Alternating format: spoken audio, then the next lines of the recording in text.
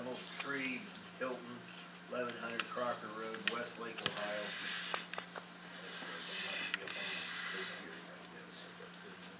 Yeah, so if anybody wants to go, they got a flyer here. And that's it. Any announcements from the floor?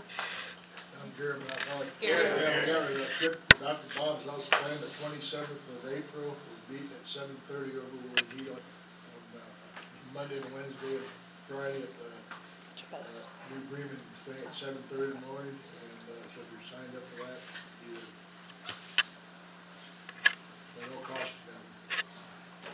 Everything's taken care of. Oh, okay. Kelly's not going.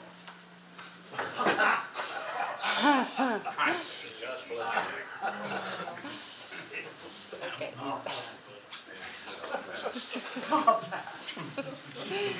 Stop.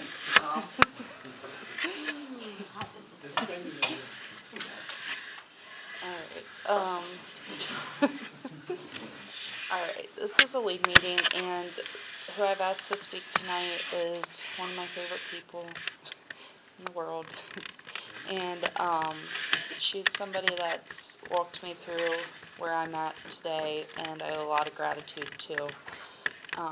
So with that, I'm going to give you my friend Sara.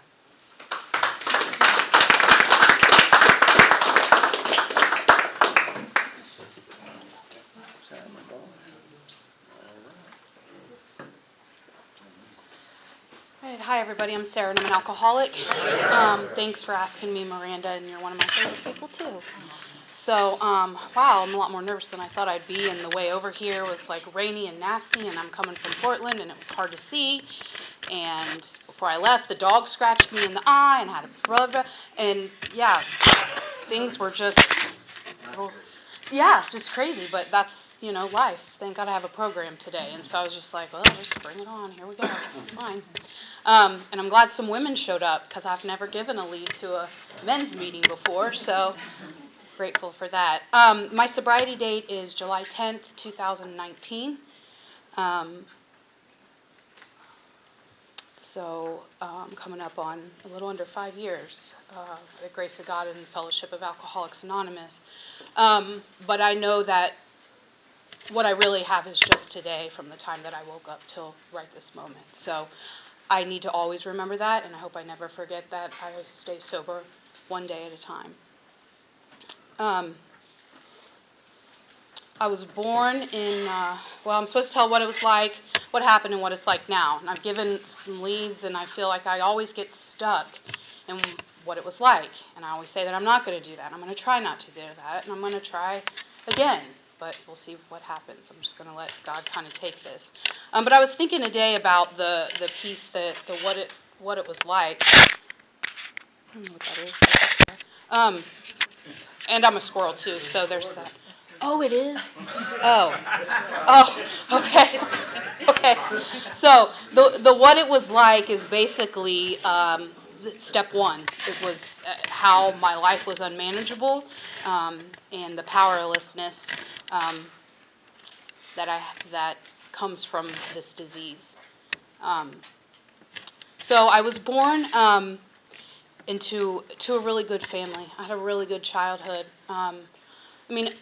Other than some things I'll get into, I was taught a lot of morals and values, and I was loved and all of those things. So I can't, blame things on my childhood, and today I don't blame things on anything, really. But I had a younger brother. He was 2 years younger than me, biological. I have some stepbrothers. My dad left when I was 4, and my little brother was 2. So my mom became a single mom. Her parents had already passed on, and so my father's parents stepped in and really helped my mom, who was their ex-daughter-in-law, raise us. And they were wonderful people. Absolutely just loving, and I couldn't have asked for a better life with them. But something was missing, and a lot of that today, I miss my dad. I was missing that father figure, even though I had my grandfather, but I had this hole there. And I know today that I didn't understand when I was little why he left. And so that bled into my life as my life went on with all kinds of relationships, why people left or that people were going to leave. And so I would hold on as tight as I could and all of those things. But so as a child, I always didn't feel like good enough, or I would see other families that were still all together and not understand. And it didn't help that my grandparents, they didn't really understand it either. So there was all of that going on. There was talk of, they weren't very happy with that. And but my mom always, instilled in us to love my father anyway, to not be angry, to not hate my stepmom. She really, really tried. It didn't work very well, but she tried. She tried her best. So growing up, I went to a parochial school. I went to a Lutheran school, and we went to church, and I did youth group and all of those things. And I guess I had my first drink, I don't really even remember. Imagine that. 13, 14. As a child, I watched my family drink and have parties because there's a lot of alcoholism in my family. And and it's a huge Catholic family, and I would see these people get together and have parties and drink and have fun and laugh and play games and all of that, and I was like, wow, this is where it's at. This looks like a lot of fun. So I had older cousins, and my mom had 5 sisters, and we were always sneaking off together and experimenting and, stealing beer and doing all of those things. But I think my first real, desire to get alcohol and drink it with the idea of not just having a drink, I wanted to get drunk. I know today, I wanted to get drunk. And that's what happened. And I got sick and all of those things. And then looking back now, I realize that every time I drank after that, I had a problem with alcohol. I'm falling down blackouts before I was 16 years old. And then when I was 17, because I'm going to try to go through this pretty quickly, my mother passed away of a massive heart attack. And that changed the trajectory of my life from that day forward. I mean, death does that to us anyway. Grief does that. You're never, ever the same human being when something like that happens. I mean, it's just, you can't be. So, again, that abandonment or that loss really set in. And my brother and I clung to each other, and my dad came in and tried to say that, we were going to go with him and all of that, and there was fighting, and I didn't want to, and I ended up staying with my grandparents. I did really, really well in school. I had A's and B's, and I liked school other than the fact I didn't feel like I fit in. And my drinking really had kind of taken off in my senior year, and then right after I graduated, it was maybe 5 days later is when I found out that my mom had died. And that's when it really just became an all-the-time thing. I was, the weekend, actually, after she passed away, I was scheduled to go to Kent State to look at dorms to go to college, and I decided I didn't want to go. I didn't want to leave my little brother, and so I went to the local Miami University College, the Hamilton campus, and it was 13th grade, basically. I knew all the same kids, it was all the same stuff, but now my partying had really kicked off, so I felt like people liked me more, and I was becoming more popular because I partied. Because that's what alcohol did for me. I felt the minute that I had that I had control of things. I was prettier and smarter and funnier, and people liked me and all of that, and I chased that. And so I continued to do that, and then I dabbled in some outside issues as well, marijuana, cocaine. The cocaine just allowed me to continue to drink more. And so, but I never had, when I stopped that, I was 30. I stopped, and that was it. But with the alcohol, I was incapable of doing that for a long time. So things went on like that, the drinking and just a sadness and a hole inside of me that I tried to fill with anything other than what I fill it with today. And that's basically my higher power. And sobriety and the joy that comes along with that. But so I chased things, I chased men, I chased whatever, and like I said before, I would grab onto things and just, there were claw marks pretty much in anything that I touched. Because what I was trying to do was, if I couldn't feel like I fit in, then I was going to mold you to fit with me, whatever that took.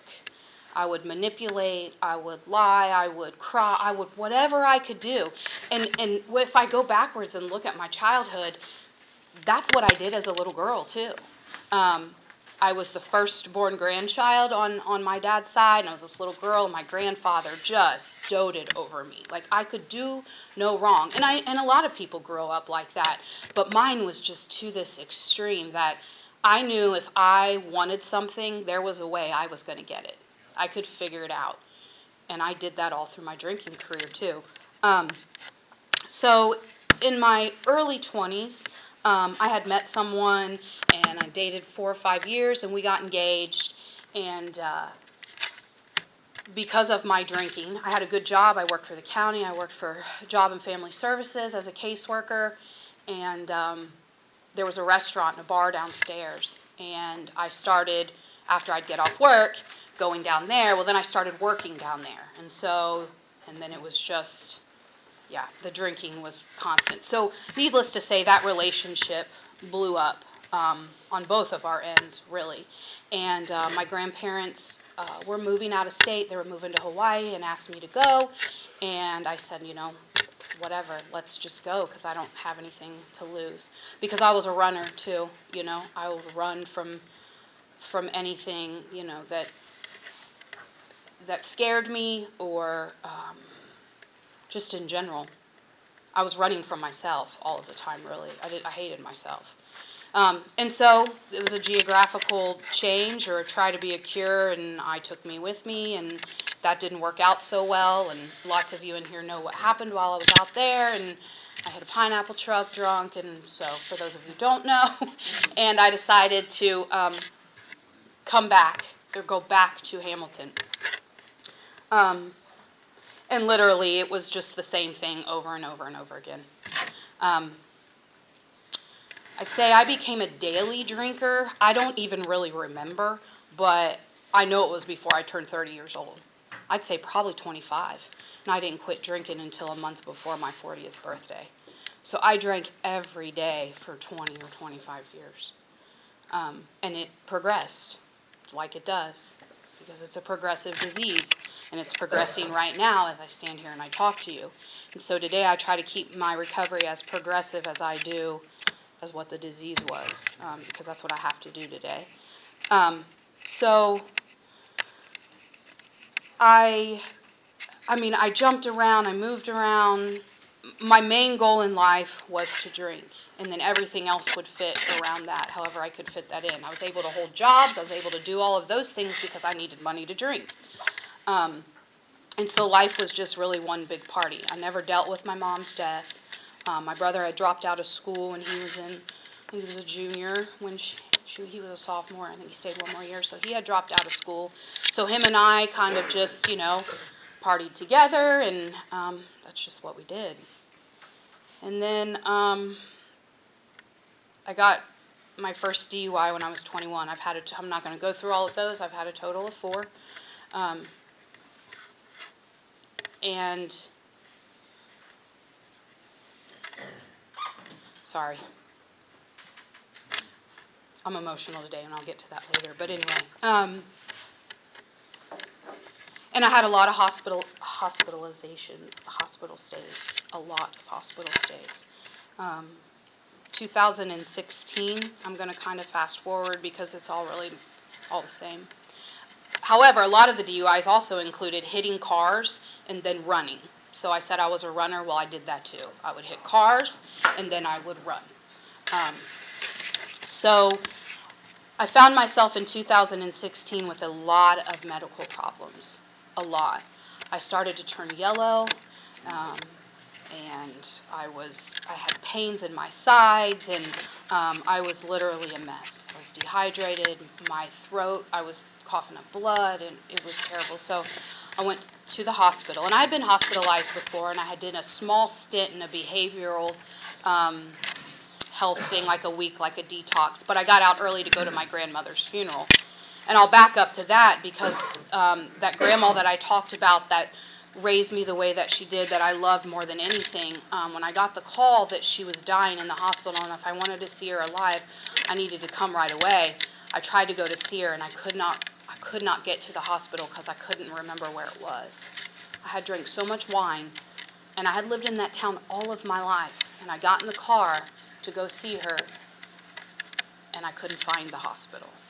Today I know that's God doing for me what I couldn't do for myself, because I had no business going up into that hospital in the shape that I was in, but that's just kind of a little bit of how I lived. So in 2016 I found myself hospitalized with liver failure and stage 3 kidney failure, bleeding. They couldn't stop. I was bleeding from everywhere. I had a PICC line into my heart because they couldn't get veins to get me hydrated, and I was pretty much dead, dying. I was. I stayed a total of 19 days. 9 or 10 of it was in critical care, and I got out, and I lasted maybe a month before I found myself at a swimming pool on my birthday, celebrating all by myself with a bottle of Absolute that I killed and then drove home. I found myself sideswiping another car and getting out and running. And this time when I ran away, I ran through a cemetery. And looking back on that now, I know that that says that that's where I was headed. And but I ran because I didn't want another DUI. That would have been number 4 at the time. And I didn't get one. I got away. But anyway, so yeah, I didn't last a month. And I found myself like in 6 months back in the hospital. And then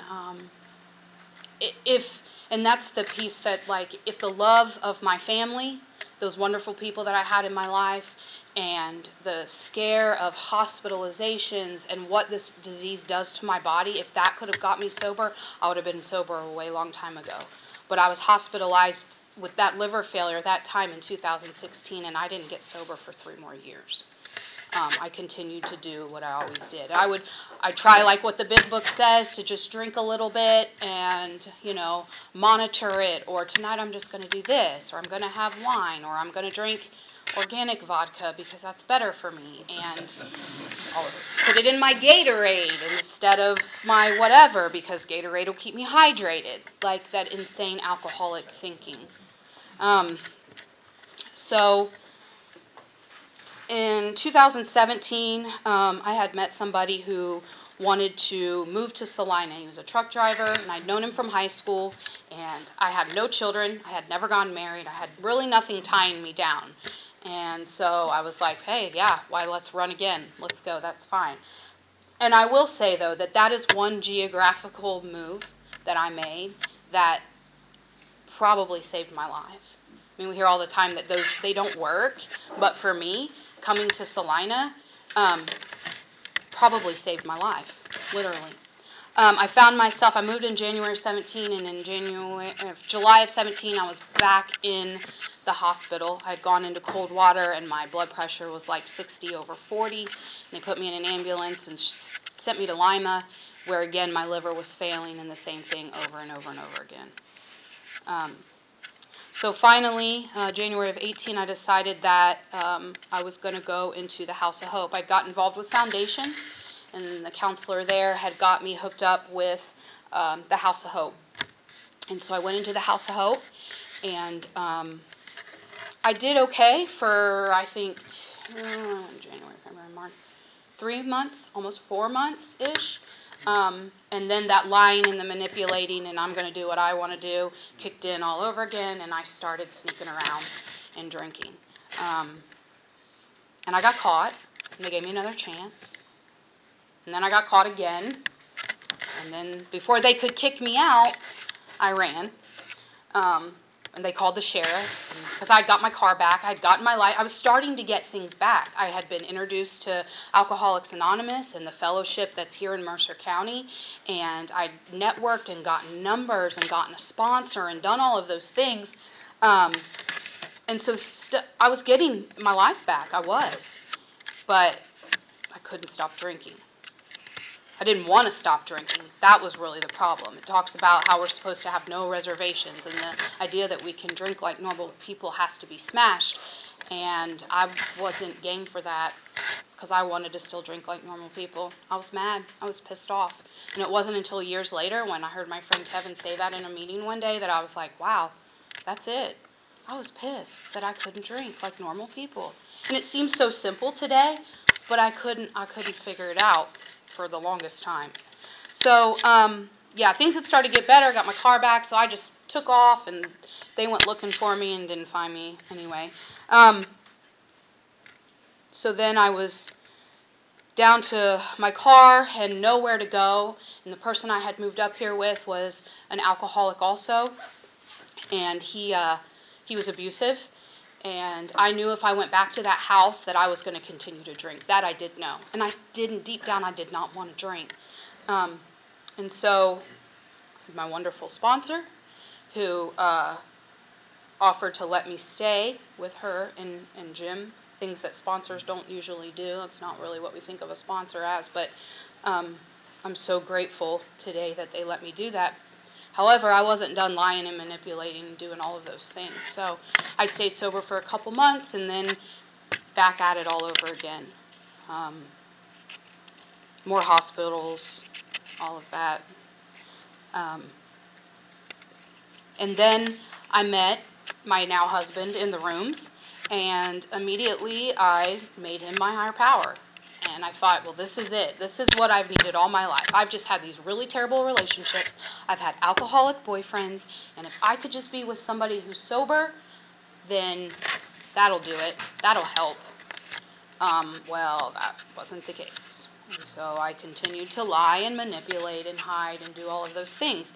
For a long time, there was times people thought I was sober and I wasn't sober. A lot of you know this story, and you've heard I was coming into the rooms and I was still drinking when I said I wasn't drinking. I was taking tokens when I was not supposed to be taking tokens. I was standing up in front of you and lying and manipulating, and it is something that I am not proud of today at all. To me, those days and what I was going through on the inside is far worse than any hospital stay, any DUI, any jail stay, any rehab. I did go to a rehab. My last DUI, I got on my way to rehab, actually. But what I did while I was here hurt way worse than any of that. Because I started to see really what this disease was doing to me internally. And I had found this group of people who loved me when I couldn't love myself. And I so badly didn't want them to leave me.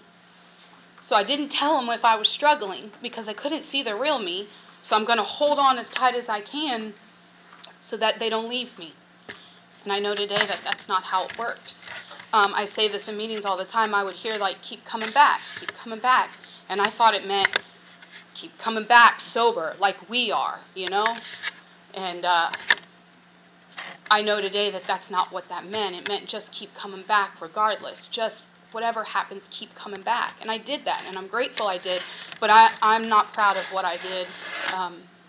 But that's what alcohol does, you know? So I struggled with that in the beginning when I got sober this time, wondering who was going to believe me and who wasn't going to believe me. Like, I could be standing up here today, and you may not have any idea if I've taken a drink or not. Because I did that. But today I'm at a place where I know, and my higher power knows, and I know that most of all of you in here know, and I'm okay with whatever today. The promises talk about, like, 10 or 20 years of drunkenness will make a skeptic out of anybody. How could I expect people not to be skeptical? I couldn't. but I just kept showing up one day at a time. So anyway, I don't even know where I'm at. Doesn't really matter. My last drunk was like July 9th, 2019, and I was in Portland, and I had gone in and out of the hospital in Portland, and I mean, I would go into the hospital and come home and get drunk. I tried tapering off, I tried all kinds of things, and my last stay, I went into the hospital, and they tried to get me to go to the behavioral unit of Jay County Hospital. It's not there anymore, but it was there then, thank God. And I didn't want to do it, and and I just thought I was destined to die a miserable, hopeless, helpless alcoholic. I thought, this is not for me. Sobriety's not for me, and I can't get it. This obsession that everybody talks about being removed, it's not being removed from me, and I'm still obsessed, and this is what it's going to be. And then I went to that behavioral unit, and like I said, seeds were being planted, and I had made a connection again with a higher power. And so basically, that's what had started. The what happened are steps 2 through 9 for me. I started to come to believe in a power greater than myself. And in that hospital, that last time is when I finally made a decision, a real decision, to turn my will and my life over to the care of God as I understand God. I remember getting drunk before that, and I would see all of your faces, and I would talk to God, and I would be like, I know that if I ask you to help, like, you probably help me, whatever, but I don't really care. I just want to get drunk. I don't care.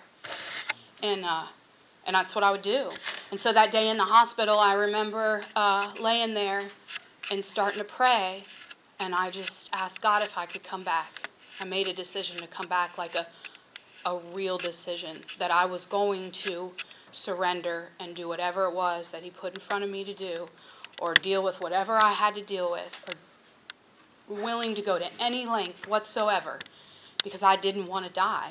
And I had known before that I was going to die. I mean, it was very clear to me that this was killing me. I knew that. And I didn't want to die, but I couldn't stop. But something happened to me that I was given a gift of desperation. 100%. I was desperate, and I didn't want to die, and I was losing everybody else.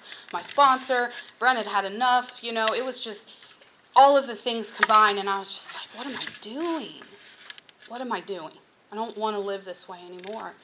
And I knew God would say yeah and take me back, and of course I didn't hear anybody say yeah, but my higher power took me back. I got out of that behavioral health unit, and I went to the Saturday morning Portland meeting, and I took a 24-hour trip, and I haven't had a drink since then. So I started to dive into this program with, the book says, what is it, The Desperation of a Drowning Man, and that's what I did. I lived in Portland, but I worked in St. Henry, and I would put on a lead when I would leave the house at 7 in the morning, and I would listen to it, and when I'd get off, I'd turn it back on, and I would show up at my sponsor's house or somebody else's house, and I would wait for a meeting that night, and I would go to the meeting, and I wouldn't get home until 10 o'clock at night, and all the while I was listening to a lead. And I did that for a really long time because I didn't trust myself. I felt that if I was left to my own devices by myself, and I still hated myself, that I was probably going to go pick up a drink. Brent worked second shift, so he wasn't there. Not that he could babysit me anyway, and he told me that, if you're going to drink, you're going to drink. There's nothing I can do. So, and I was like, what? You don't even want to try?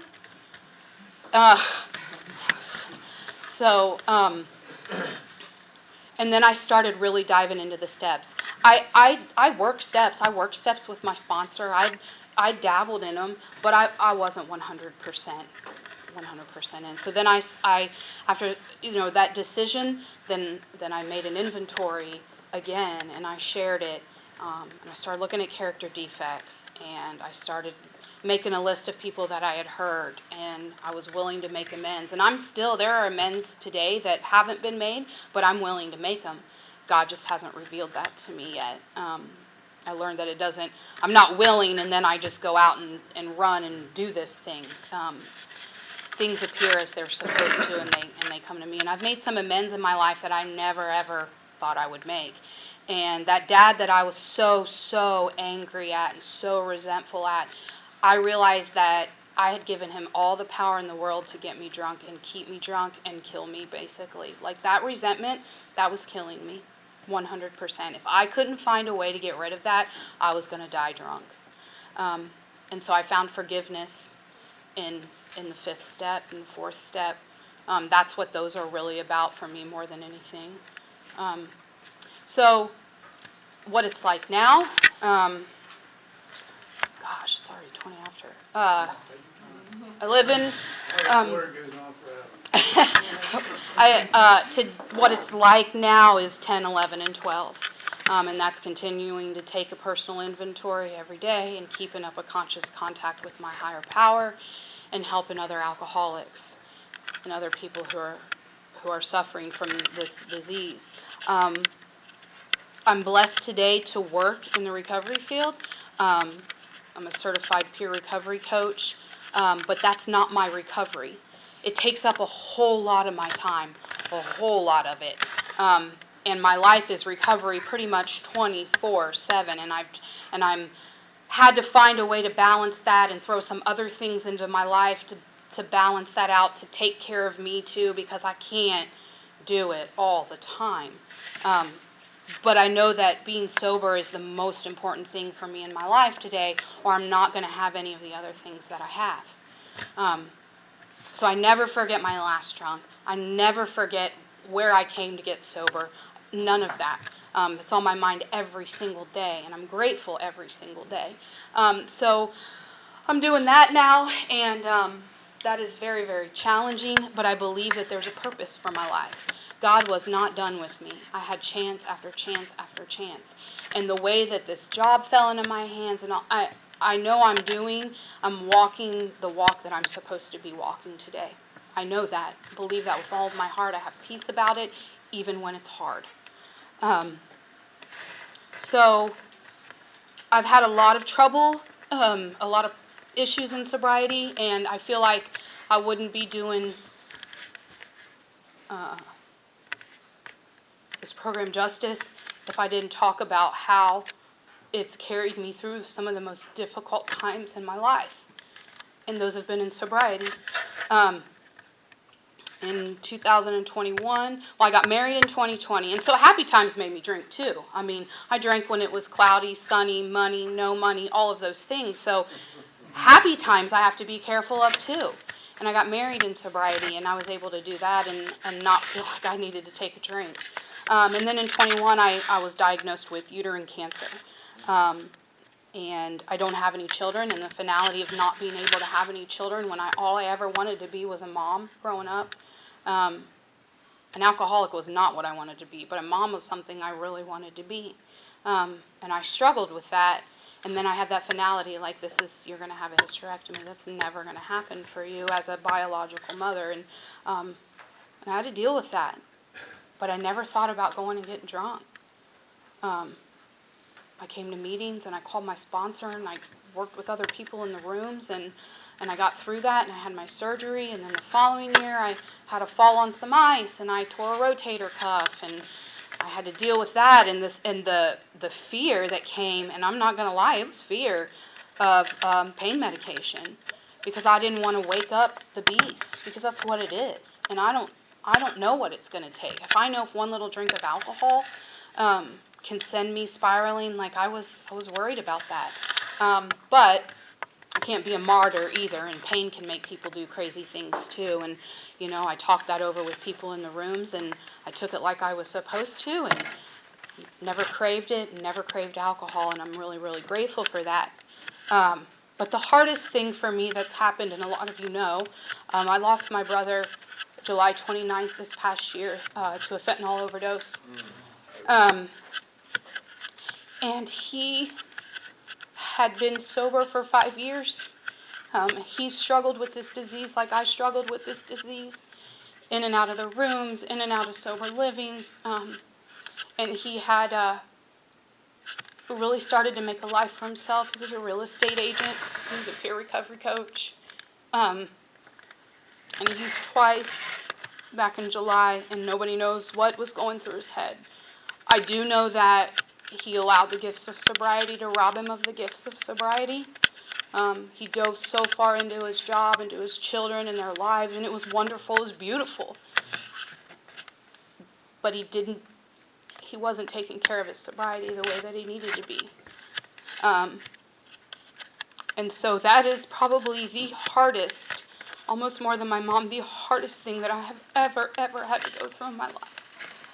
So before that, death changes you and you'll never be the same. And I'm walking through that every single day. But I didn't have to take a drink. And I don't have to take a drink. And he wouldn't want me to take a drink. And the disease got him, and it's not going to get me. And that's where I'm at with that. I mean, every single day. I was able to show up and be the aunt. Can't be a mom, but I can be the aunt to my niece and nephew. That I was never able to be early on in their lives because I was drunk. I would pick them up to take them out for their birthday, and I had vodka in my Gatorade. And I've had to make amends for that. But my niece is 15 and my nephew's 13. And they have a wonderful life. They have a wonderful mother. They weren't married at the time, but I'm able to show up. I just got back actually this morning from being down there. Went down on Tuesday, and I stay and help her and run them to sports and do all of those things. And I'm probably super emotional because every time I go there, I get this way, and they talk about him with me. And it's tough. It's really tough, but I'll share that he died on a Saturday, and we were headed to Michelle and Bob's to watch the Lake Fest parade, and Joni and Jim and Katie, and there was people there, and we were headed there, and we got there, and I literally got out of the car and set my stuff down and saying hi to people, and the phone rang, and it rang, and it rang, and finally Derek was like, Sarah, you might want to answer this, whoever it is will not stop calling. And I answered the phone, and it was my sister-in-law screaming that he was dead. And we didn't know why then or what had happened, anything. But it just so happened, again, God doing for me what I couldn't do for myself, I was surrounded by people of Alcoholics Anonymous. There's like 12 members of Alcoholics Anonymous there. And they got me through it. And I went down the next day to Hamilton, and everybody had gone to bed, my sister-in-law, my niece and nephew, and the house was quiet, and they were a really nice, beautiful home, and so people are far away, like I'm by myself, getting ready to go to sleep on the couch, and I walk through her kitchen. She had a house full of people, and I walk through the kitchen, and there's a pantry with a curtain, and on the floor, there's a gallon bottle of Tito's vodka. I told you I switched to organic vodka because I thought it was better for me. So, like, I saw Tito's, and I was like, whoa. And it was like, I mean, I was walking, and it literally, like, I didn't even look down. It, like, just caught my eye. It was like the disease was right there, and I saw it. And my first thought was, wow, there's nobody around. Kids are asleep. Kristen's asleep. We're getting ready to go make funeral arrangements tomorrow. That would be really nice to help me go to sleep right now. That was my first thought. And I know today I'm not responsible for that first thought, but I am responsible for the thoughts that follow that. And the next thought was not to get a glass or just take it from the bottle because, like my friend Jim says, I don't need a glass, I don't need ice, and I don't need you. I just take it right from the... And that wasn't my next thought. I called my husband. I talked to him, and then there had been a friend who had been trying to call me from Cincinnati who's in the program, Elaine. She had called me several times and left several messages trying to get, because she had heard the news. And I thought, now's time to probably just call her back. And by the time I had done that, I went inside and I went to bed. I said a prayer, and I thanked God. And I went on about my business. And I went, and I showed up sober to make funeral arrangements for my brother. And that's what this program has done for me. That's the promises coming true in my life. But I have to continue to work these steps every single day. I have to get up and know that I'm an alcoholic and I'm okay with being an alcoholic. And now what do I do to treat this disease every day? I don't get to as many meetings as I would like to get to. One thing is location-wise, as I'm in Portland now, so I have a Saturday morning and a Tuesday night that I try to hit pretty regularly every week if I can, unless there's something going on. So I do that and try to hit Fort Recovery, but right now I'm involved in something else. And like I said, for me, I do have other things that I do today. I do a Bible study. I do religiously go to the gym and work on my physical health, because it's physical, it's spiritual, and it's mental, and I'm trying to have all of those things. I'm working on all of those things and taking care of myself. Tomorrow will be a month that I put down the vape. Yeah, so I'm doing that, and I'm excited about that. But once again, I mean, that's even a benefit of being in the program. All of it is. And I don't have a desire to drink today. So, yeah, I'm really, really grateful. It's 8:30, and thank you all for being here. I'll pass.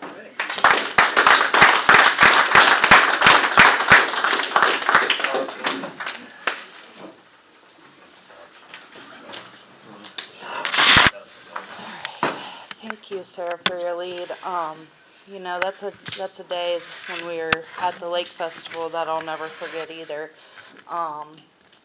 Just seeing it all happen, and that really opened my eyes to the room and these people, and we're like family.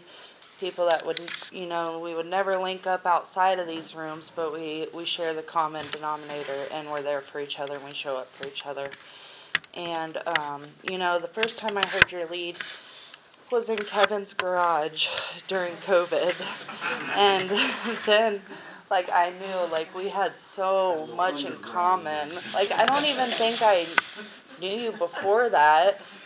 I don't know why I was there that day, because I definitely didn't stay in the rooms after that. But I remember how much we had in common with the dad issues and, the runner and everything. And so when I came back in, I had asked you to be my sponsor, and, you've taught me a lot, and you've been there for me through a lot. And I just appreciate you so much. And with that, I will open the floor. I'm Andrew, recovering alcoholic. I want to thank you, Sarah, for sharing. I just appreciate you a lot. Thanks, Andrew. I'm Tom, alcoholic. Hey, Tom. Thank you, Sarah. That was a great lead. There's quite a few things I really related, and I can do anything I used to do.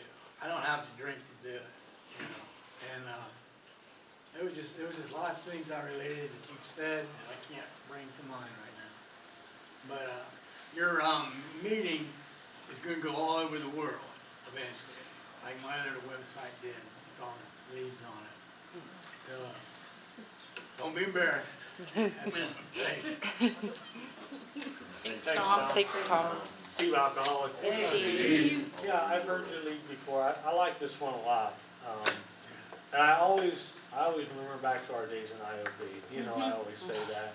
And you talked a lot, but you had a lot of knowledge, though. I listened to a lot of what you said, We'll get you sober, though. And I don't know exactly what point you were at in your recovery and trying to get sober, but I wasn't quite there yet myself. And, I didn't finally say, enough is enough until 2022. I think that was back probably around 2017 or 18, something like that. But you also mentioned your niece and your nephew, and I have a niece and nephew as well. And, my drinking got in the way of my relationship with them, and I missed a lot of stuff over the years. Now they're in their mid-20s. They're doing their own thing now. And so that's just one thing in my life that I kind of regret missing, But I appreciate you sharing, and it was great. Thanks. Thanks, Steve. I'm not calling. That's okay. Sarah, I appreciate your lead. I've heard it before. You and I have some similar things as far as health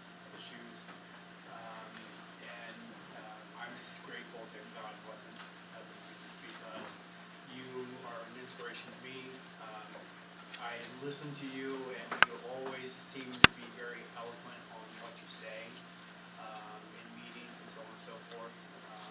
I'm just grateful to have you, as a member of AA and in fellowship. Thanks. Thanks, Ted. Thanks, Ted. Steve, alcoholic. Steve. Oh boy, that was powerfully glad I heard it tonight. I remember when you first came in this program. Yeah, you struggled. I remember you struggled. I remember going back out and stuff. A couple of notes I took powerfully. You had to think during your lead that what I related to was you had to hit rock bottom. Yeah. You had to hit rock bottom. And the thing of it is, after that, your next statement that I wrote down, you did nothing any different than any other people did. I mean, you ran away, you drove home drunk, you made a fool of yourself. You did this. It was a slow process, but and then as you went on, started hearing that you were trying so hard, you weren't, and nothing was working. Notes that I had to put there was it's a slow process, and you made it, but you made it. But the thing is, I think I think your higher power was trying to say, you're gonna need a little bit of work on this to get to where you're at. You had to do that. And as for that, you're staying sober today. And the thing is, about the medication, I had rotator cuff surgery done last year. And even though I could have taken, I had the opportunity to take some kind of opioid. I can't think of what it was called, but it was either that or I could take ibuprofen or something else. So I just took the ibuprofen and something else that was just as useful as medication. The other stuff, once I was through using it, I took it up down Coldwater, took the stuff and put it in the box up there for meds you don't want or you need anymore. I don't have any use for it. That's all I've got. Great lead, thanks. Thank you, Steve. I'm Joanne. Thank you, Joanne. I love you, Sarah. You're one of the reasons I keep coming back. And I'm so glad you decided to live. Thanks, Joanne. I'm Gary, but alcoholic. Gary. Good lead, sir. It's just, I'm glad you're in that field because I think they got the right person in that field. I think a lot of people run into trouble, they're around alcoholics all day long, they don't need any program, you gotta separate that. And that's very important because we look where we come from. That was a good message, you remembered when we told you to keep coming back. Thank you again, my friend, sir. Thanks, Gary. I'm Brad, I'm an alcoholic. Brad. I can go on and on, Sarah. I met you when you were like a month and a half back in the program or whatever. You were at all those meetings. There was that little black date and there was stuff. And I appreciated that. You were one of them when you would, I think I can read you pretty well for some reason because when you share and stuff, you say a lot of times what I want to say, but I can't get it out. And I told you when you got that peer coach thing that whoever you work with, you're damn lucky to have you to work with. And I'm sure you're going to do a lot of good things with a lot of people. And those people are so damn lucky. You showed me a lot in sobriety. You showed me how to deal with death and everything and what you got to do when death does happen. I lost my mom when I was drinking and stuff, and when I was drinking, I didn't know how to grieve. I grieved to the bottom. Just drink. And when I lost my dad, I had a few years in the program, and it was a whole different story grieving about somebody when you're sober. I don't know, it's a lot easier. That's all I gotta say. Just thank you, Sarah, for being my friend. I love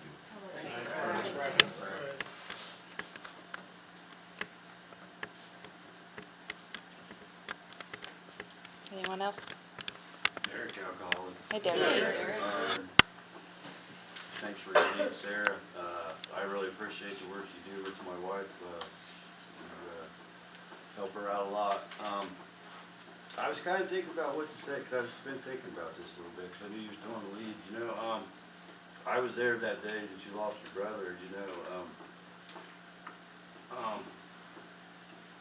I seen you answer the phone, and I've seen, this is something I'll never forget. You know, I've seen all the joy. You know, I've seen it all, like, just instantly, like a train away, you know. And I think about it, you know, because I've had to make that call to my aunt, you know, and I kind of know I've been on, like, kind of both ends of that call, you know, and I just felt so bad, you know. But I'm glad you're around people that you knew you needed to be around that day. So, and I was kind of like Miranda, you know, it really showed me what the program was about that day. And I knew that I was in the right place. Good week, Sarah. Thank you. Thanks, Derek. All right. In closing, we would like to remind you that the opinions expressed here were strictly those of the person who gave them. Take what you like and leave the rest. Also, anonymity is the spiritual foundation of our program. Therefore, who you see here, what you hear here, when you leave here, let it stay here.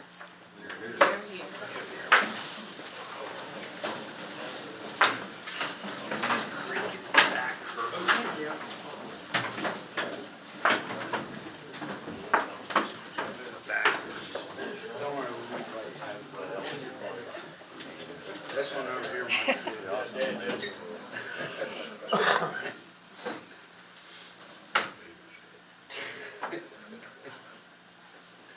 Oh, me? Yeah. Yeah. Who splits the rivers and saves our livers? Our Father, who art in heaven, hallowed be thy name. Thy kingdom come, thy will be done, on earth as it is in heaven. Give us this day our daily bread, and forgive us our trespasses, as we forgive those who trespass against us. And lead us not into temptation, but deliver us from evil. Thine is the kingdom, the power, and the glory forever. Amen. You can give it back, it works if you work it. Thanks.